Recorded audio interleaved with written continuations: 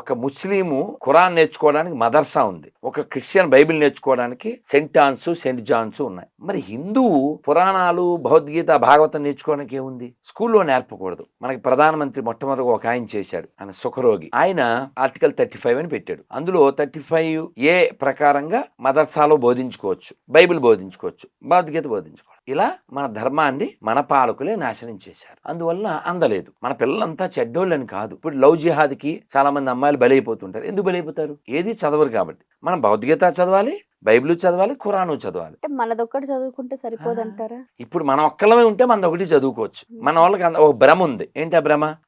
ఏ మతమైనా ఒకటే. అది అబద్ధం. అది అబద్ధం కదా.